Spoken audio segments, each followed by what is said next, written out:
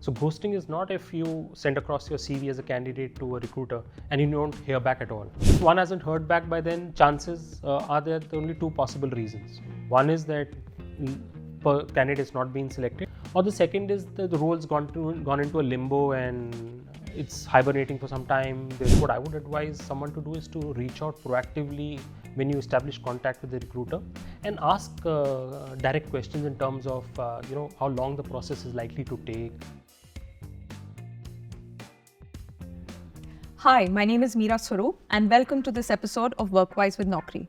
Our point of conversation today: what to do when ghosted by a recruiter. Should you get back, ask for feedback, understand what went wrong, or should you hold yourself high, gauge the silence, move on? For this, we have just the person to help advise us. Vikas Dua, the head of people at Weber Shandwick. He's an author for the book HR in My Heart, a TEDx speaker, extensive experience from public relations to hotels, and has had the opportunity to build careers for over 120,000 people. Let's welcome Vikas Dua.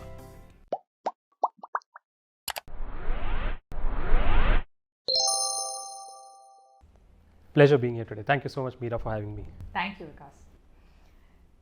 We understand it's ghosting. How about you tell us what is considered ghosting and what is not? Sure.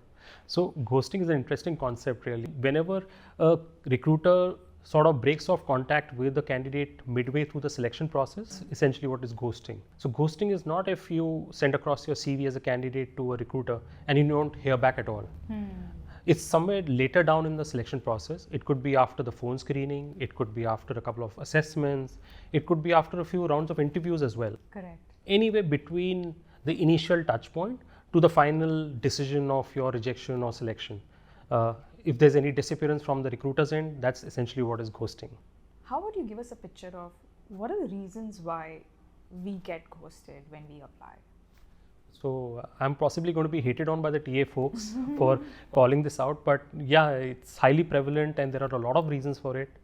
The three top reasons that I have experienced in my career, and I've seen it happen across industries, across different recruitment teams, are really these. One is the fact that there's just a sheer high volume of applications that come in for every job that you post. Right. And it's visible on any job post that you see in any social platform or any job portal. Moment you post a job as an organization, within hours you're likely to get hit by hundreds of CVs. Now it's impossible for a recruiter to kind of touch base with each one of those candidates, take them through the process and keep updating them at each stage. It's just impossible, really, to be honest. And in that sense, I empathize with the recruitment folks. The second reason to my mind is really when hiring managers don't give clear feedback to the recruiters themselves. Okay, they don't have information to pass forward. Exactly. Wow, yes. And we've often heard this very crazy statement which many hiring managers make, which is "maza nahi aaya." And if a recruiter can't understand that, there's no way he or she can make the candidate understand that, right? So that's the number two reason for ghosting. Right. And the third is a reason which is more linked to our cultural context. I feel that in India especially, we are not attuned as individuals to give negative feedback or bad news. We are always very, conscious about the same. We want to tiptoe around that negative matter or decision. And therefore, when a candidate is selected, we are more than happy to pick up the phone, call the candidate, congratulate, join in the joy. But God forbid if a candidate is rejected, then we want to kind of shy away and stay out of that conversation. So that's the third big reason in my mind. So help me understand this. I understand we're working with professional organizations, Indian MNCs. Now, every organization will have their protocols, certain processes in place. I understand that they say we don't have the time to get back to them. But are they missing an essential step that was a part of the protocol in the organization? Was it a part of their process and they're missing it? Doesn't it come under the scanner, just internally within organizations, that, hey, this is a human element, how can you miss this? Why would you keep somebody hanging? Sure, a great question, Meera. In fact, yes, you're right. It's part of every standard SOP for recruitment. And essentially, ideally, in an ideal world, every recruiter should be closing that loop. Unfortunately, again, comes down to the same point which I brought in earlier, which is the sheer volume of transactions involved. And unless you have a very strong automated system to take care of this, Right. where the manager's feedback is being captured on a system, and that system is kind of pushing that out forward to the candidate automatically. There's just no way you can crack this, because again, let's understand one thing. Whenever a conversation is happening, and most of these recruitment conversations will happen telephonically or via video conferencing tools, it's difficult to kind of note what has happened, how many of these conversations have happened, and keep a track record of them. So unless there's a very high degree of automation, this problem ain't going away soon. Right, right. So what is your advice for those who are facing this experience of being ghosted not once but twice but 3-4 times? What is your recommendation for them? What is the key message they're missing? Sure. So Meera, I think the only way to kind of curtail this, I don't know if one can stop it 100%, but at least as a candidate, what I would advise someone to do is to reach out proactively when you establish contact with the recruiter and ask direct questions in terms of how long the process is likely to take, how and when the candidate can expect feedback, in what form, and if the candidate can also ask the recruiter whether he or she can reach out, and in what format would that be preferred.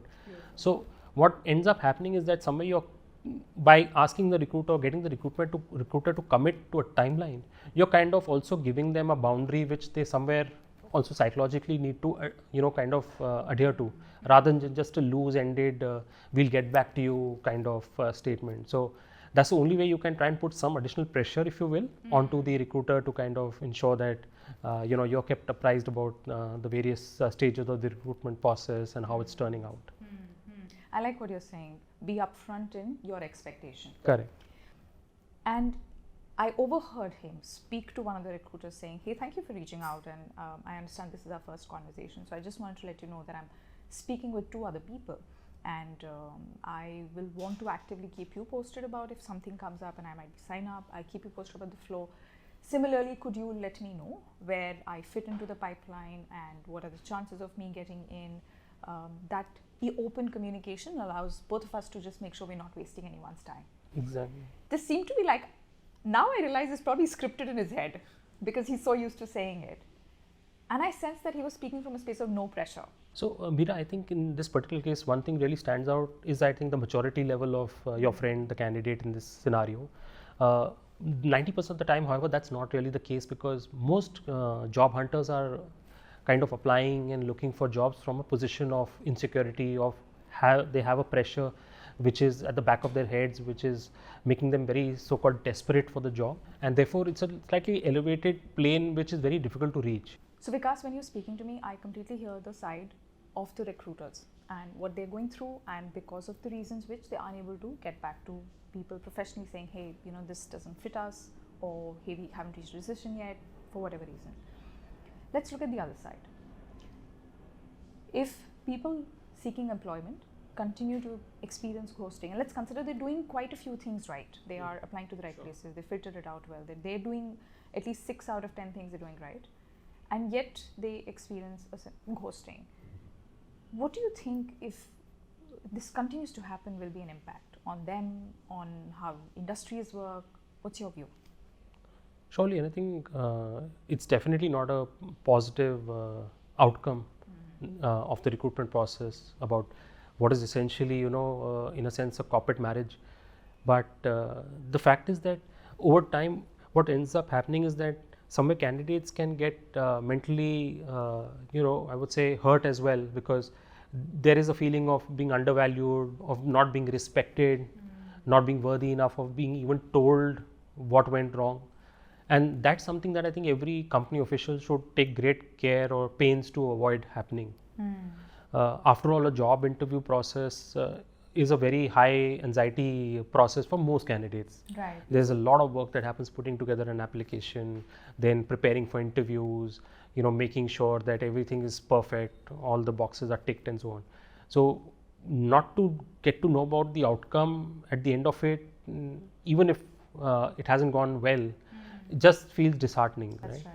So I think from a candidate's perspective, what they really need to is to, treat it as a professional gap, in a sense, execution gap from the end of the organization, not take it personally, because it's never personal. It's always about, like I shared a few reasons for the scenario happening, is always due to some procedural lapses or technical challenges faced at the end of the recruitment team. Right. So as long as you can mentally convince yourself that, hey, it's not personal, I think you can be in a space where you start looking at and moving forward. Right. Now, that begs the next question as to what do I improve, because what did I do wrong? Trying to really get into, again, analyzing what was the job description, how many pointers on your CV mapped to it, how did you frame your questions, how did that interview go, what was the sense in the room.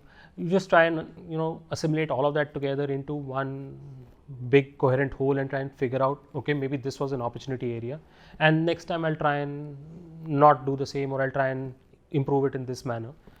And also, maybe like we discussed, maybe take guidance of few folks who know us at a deeper level and see what could be potential red flags or opportunity areas for us.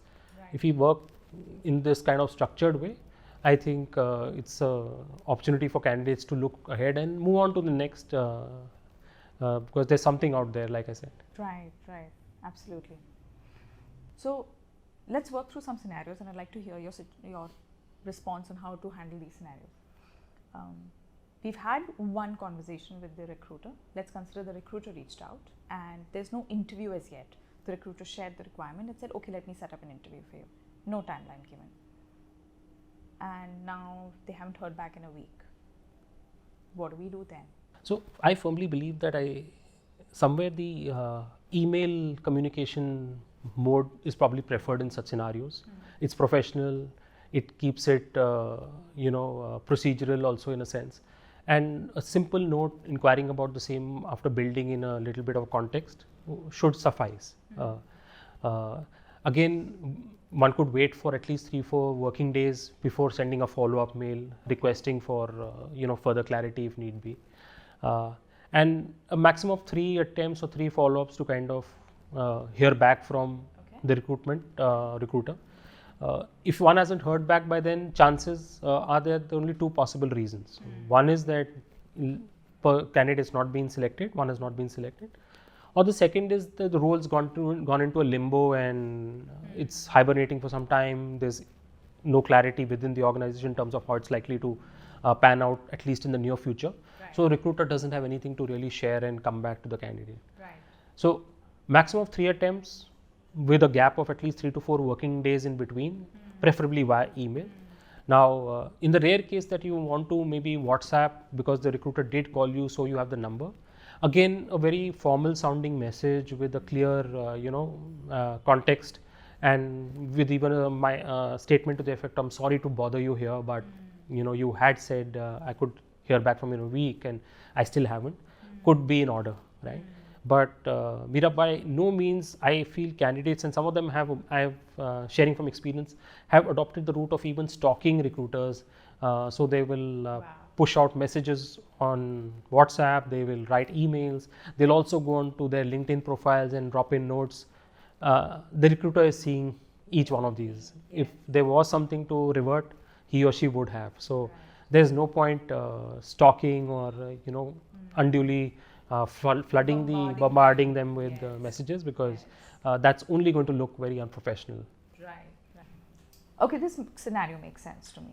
Now let's look at the scenario where you've had a good interview, you've connected well with the hiring manager, whoever was interviewing, and now you haven't heard from them. It's been a week, 10 days. How should they manage that? Who should they be communicating with? So again, ideally the point of contact should be the recruiter. Got it. For sure. And again, in this case, a simple email to the effect that I was very keen to take up this role and I was very excited about it. The conversation was very great as well, and I was made to understand that I'll get to hear in about a week's time. Since I haven't heard from you, I just thought I'll drop in a note and request you to kind of update me if you have some updates at your end.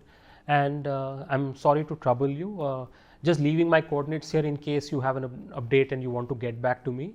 I'd be looking forward to hear from you, and leave it there. I mean, at best, at least, at the back of the recruiter's mind, he or she will have that email reference to pick up quickly in case things move on that position again. Right. So, As a added follow-up, just in case you feel the need, there's no harm, dropping in a note to the hiring manager on LinkedIn, or if you do have connection on that platform. That would work well also, I would feel, if you've, after the interview, you've gone and dropped in a thank you note or it was a pleasure meeting you.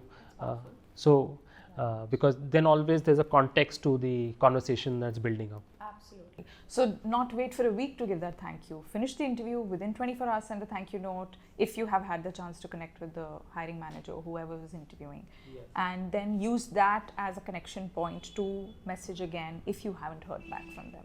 Correct. I really like how you're given the freedom to reach out to, or through any professional social media platform, to reach out and exchange messages if necessary. Sure. But keeping it professional. Always. So tell me from your experience, and I'm sure you've experienced it. Don't get me started. The question is that what is the worst kind of follow-ups you have seen happen which you highly advise people not to even do mistakenly? Just maybe unconscious and not realize that when we are following up with words like haven't heard from you yet, full stop, that's it. Or like, are you still on this planet? I'm aware that these kind of words have gone in emails or messages or social media platforms, sometimes directly on like chat spaces where people can watch it. If the recruitment officer or the hiring managers put up a personal post and then you've gone and put a chat response there saying, haven't heard from you yet, so I don't know what kind of an organization are you talking about. So these are some bloopers I've seen happen. In your view, what is it that people must completely abstain from? Exactly what you shared. And I think on top of it, I think what is more disconcerting for me sometimes, and I've seen this happen to some of the lady recruiters in my teams, is when, especially male recruiters will drop in a note saying, beautiful profile pic and any update on my interview. Oh, so now that is a huge red flag. That really sounds like stalking now. Exactly. Yeah. So I think at the end of the day, the recruiter-candidate relationship is professional. It needs to be kept that way. Candidates need to also understand that there are boundaries. And yes, while it may not be a perfect process every time, it needs to be respected for what it's worth. So that boundaries, understanding is very key, and adhering to them. Got it. That's very useful. Thank you for tuning in. We hope you enjoyed this episode. Please do remember to like, subscribe, and share forward. We look forward to seeing you again.